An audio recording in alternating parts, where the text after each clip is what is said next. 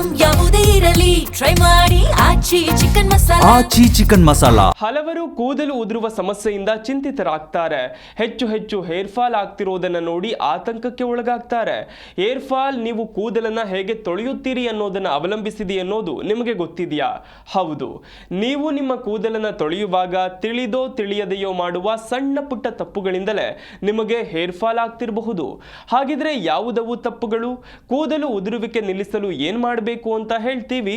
ಈ report miss ಮಾಡದೆ ನೋಡಿ.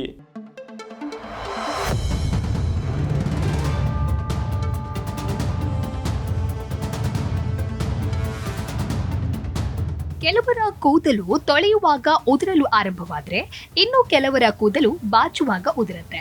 ಇದಕ್ಕೆ ಮುಖ್ಯ ಕಾರಣ ನಾವು ಬಳಸುವ ಶಾಂಪೂ, ಎಣ್ಣೆ ಮತ್ತು ಕಂಡೀಷನರ್ಗಳು ಎಂದು ನಾವು ಅಂದುಕೊಳ್ಳುತ್ತೇವೆ. ಆದ್ರೆ ಇದಕ್ಕೆ ಮೂಲ ಕಾರಣ ಬೇರೆಯೇ ಇದೆ.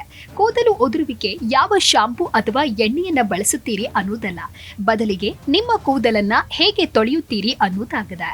ನಮ್ಮ ಕೂದಲನ್ನ ಆತುರದಿಂದ ಅಥವಾ ಅರಿವಿಲ್ಲದೆ ಹೇಗೆಗೋ ತೊಳೆಯುತ್ತೇವೆ.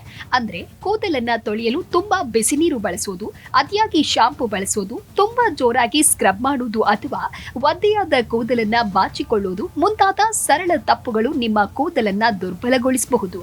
ನಿಮ್ಮ ಕೂದಲನ್ನ ಸರಿಯಾಗಿ ತೊಳೆಯೋದ್ರಿಂದ ಕೂದಲು ಒಡೆಯುವುದು ಕಡಿಮೆಯಾಗತ್ತೆ ಮತ್ತು ಕೂದಲು ಮೃದುವಾಗತ್ತೆ.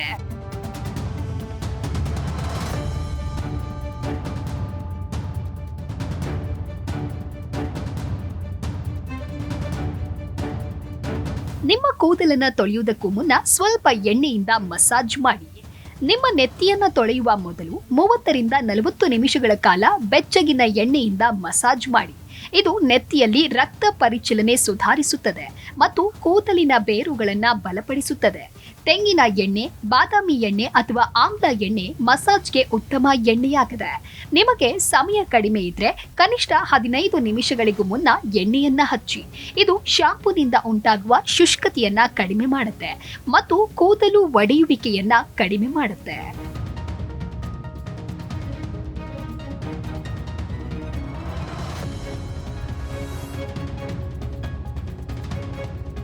ತುಂಬಾ ಬಿಸಿ ನೀರನ್ನ ಬಳಸಬೇಡಿ.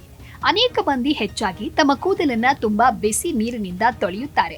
ಈ ಅಭ್ಯಾಸವು ಕೂದಲನ್ನ ದುರ್ಬಲಗೊಳಿಸುತ್ತೆ. ಬಿಸಿ ನೀರು ನೆತ್ತಿಯಿಂದ ನೈಸರ್ಗಿಕ ತೇವಾಂಶವನ್ನ ತೆಗೆದುಹಾಕುತ್ತೆ.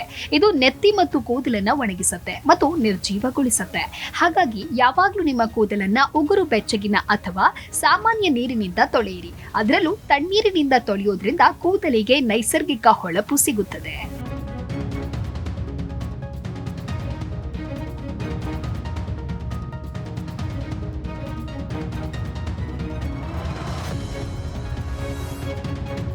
ಶಾಂಪೂವನ್ನ ನೇರವಾಗಿ ನೆತ್ತಿಗೆ ಹಚ್ಚಬೇಡಿ.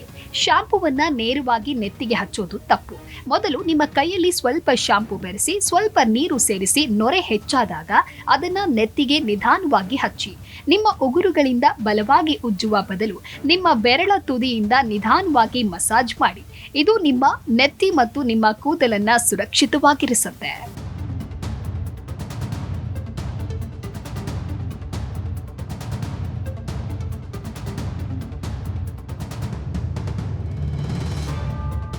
ಹೆಚ್ಚಾಗಿ ಶಾಂಪೂ ಬಳಸಬೇಡಿ.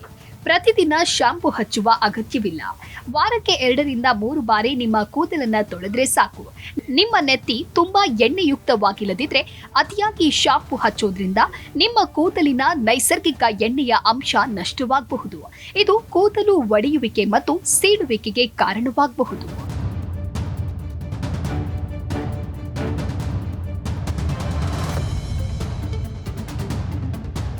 ಕಂಡೀಷನರ್ ಸರಿಯಾಗಿ ಬಳಸಿದ್ರೆ ಕೂದಲು ಮೃದುವಾಗತ್ತೆ. ಆದ್ರೆ ಕೂದಲಿನ ಮೇಲ್ಭಾಗಕ್ಕೆ ಮಾತ್ರ ಹಚ್ಚಿಕೊಳ್ಳಿ. ಯಾಕೆ ಅಂದ್ರೆ ಕಂಡೀಷನರ್ ಬೇರುಗಳಿಗೆ ಹಚ್ಚೋದ್ರಿಂದ ನೆತ್ತಿ ಎಣ್ಣೆಯುಕ್ತವಾಗತ್ತೆ ಮತ್ತು ನಿಮ್ಮ ಕೂದಲು ಬೇಗನೆ ಹಾಳಾಗತ್ತೆ.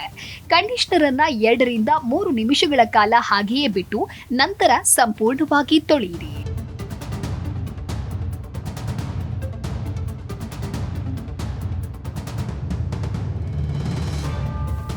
ಒದ್ದೆಯಾದ ಕೂದಲನ್ನ ಬಾಚಬೇಡಿ.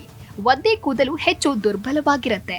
ಈ ಸಮಯದಲ್ಲಿ ನೀವು ನಿಮ್ಮ ಕೂದಲನ್ನ ಬಾಚಿದ್ರೆ ಹೆಚ್ಚು ಒಡೆಯುತ್ತೆ. ಇದಕ್ಕಾಗಿ ಕೂದಲನ್ನ ಟವಲ್ನಿಂದ ನಿಧಾನವಾಗಿ ಒಣಗಿಸಿ. ಟವಲ್ನಿಂದ ನಿಮ್ಮ ಕೂದಲನ್ನ ಬಲವಾಗಿ ಉಜ್ಜಬೇಡಿ, ಬದಲಿಗೆ ಅದನ್ನ ನಿಧಾನವಾಗಿ ಒಣಗಿಸಿ. ನಿಮ್ಮ ಕೂದಲು ಸ್ವಲ್ಪ ಒಣಗಿದ ನಂತರ ಅಗಲವಾದ ಹಲ್ಲಿನ ಬಾಚಣಿಗೆಯಿಂದ ಬಾಚಿ.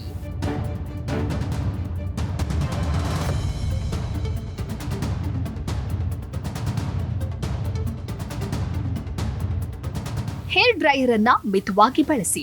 ಹೆಚ್ಚಿನ ಶಾಖವು ನಿಮ್ಮ ಕೂದಲಿನ ತೇವಾಂಶವನ್ನ ಕಸಿದುಕೊಳ್ಳಬಹುದು. ನಿಮ್ಮ ಕೂದಲನ್ನ ನೈಸರ್ಗಿಕ ಗಾಳಿಯಲ್ಲಿ ಒಣಗಿಸಲು ಪ್ರಯತ್ನಿಸಿ. ನೀವು ಹೇರ್ ಡ್ರೈಯರ್ ಬಳಸಬೇಕಾದ್ರೆ ಕಡಿಮೆ ತಾಪಮಾನದ ಸೆಟ್ಟಿಂಗ್ ಅನ್ನ ಚೂಸ್ ಮಾಡಿ.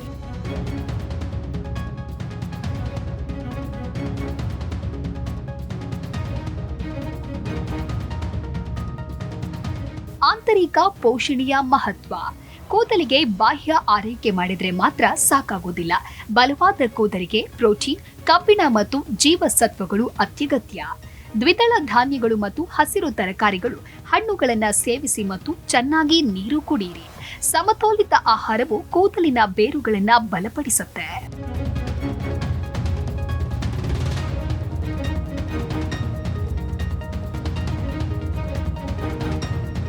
Hair mask. ವಾರಕ್ಕೊಮ್ಮೆ ಮೊಸರು, ಅಲೋವೆರಾ ಅಥವಾ ಮೊಟ್ಟೆಯಿಂದ ತಯಾರಿಸಿದ ಹೇರ್ ಮಾಸ್ಕ್ ಅನ್ನ ಹಚ್ಚಿ. ಇದು ಕೂದಲಿಗೆ ಹೆಚ್ಚುವರಿ ಪೋಷಣೆಯನ್ನ ನೀಡುತ್ತೆ ಮತ್ತು ಕೂದಲನ್ನ ಮೃದು ಮತ್ತು ಹೊಳೆಯುವಂತೆ ಮಾಡುತ್ತೆ.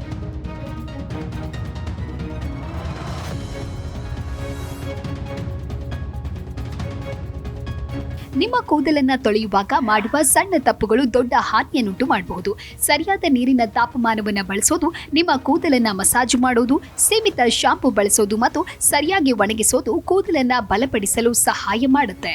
Bureau report, G Kannada news.